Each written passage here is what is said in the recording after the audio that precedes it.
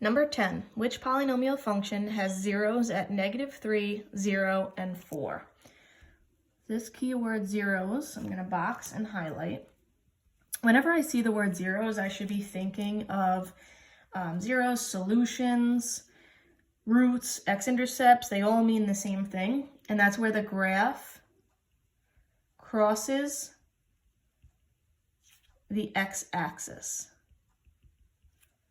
So if I'm talking about a coordinate plane, it's where it crosses this x-axis, okay? When it crosses the x-axis, I know that y equals 0.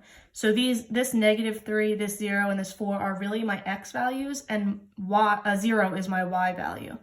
So the easiest way to do this is to go into the calculator, and we're going to look for whichever equation has -3, 0 as a point, 0, 0 as a point, and 4, 0 as a point. So again, the y's are zeros, the x's are -3, 0, and 4. So when I see these f of x, f of x, f of x, f of x on all 4 choices, I know that I can go straight to my calculator because I know that these also mean y equals. So I'm just going to go in my calculator, go to y equals, and type in the first one. Parentheses x plus 3, parentheses x squared plus 4.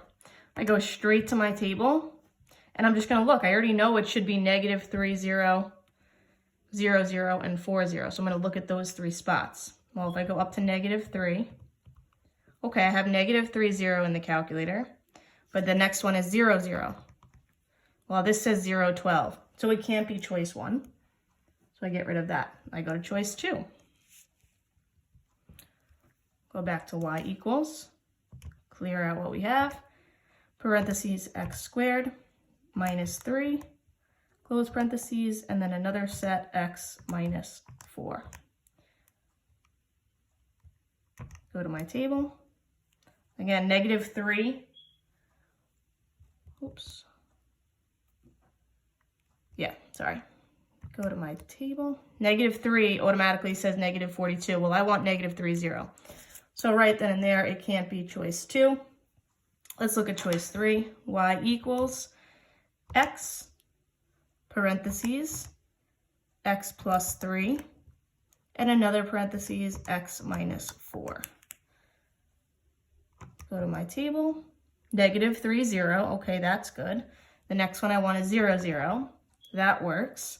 And then I want 4, 0. So I scroll down. I see 4, 0, perfect. All 3 are there. So it must be choice 3. Okay, if I checked out choice 4 in the calculator, it wouldn't have worked for all 3. Okay, you would have seen the same thing like we saw with 1 and 2.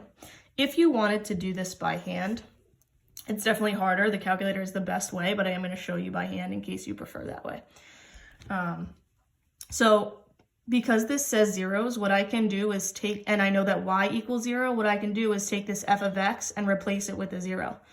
So let's just do choice 3 as the example. Instead of f of x, I'm going to write 0 equals x, x plus 3, and x minus 4.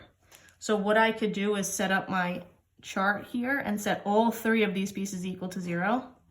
So x equals 0, x plus 3 equals 0, and x minus 4 equals 0. But then I would have to solve these out. Okay, there's nothing to solve here. It's already x equals 0. But I would have to solve both of these. So it's definitely more work this way. Again, the calculator is the best way. But I would minus 3 on both sides. These cross out. I get x equals -3. And then on this one, I would have to add the 4 on both sides. And I would get x equals +4. So again, I have x equals 0, x equals -3, x equals 4. Well, my question says -3, 0, and 4. So it does work this way, but again, calculator is the best way.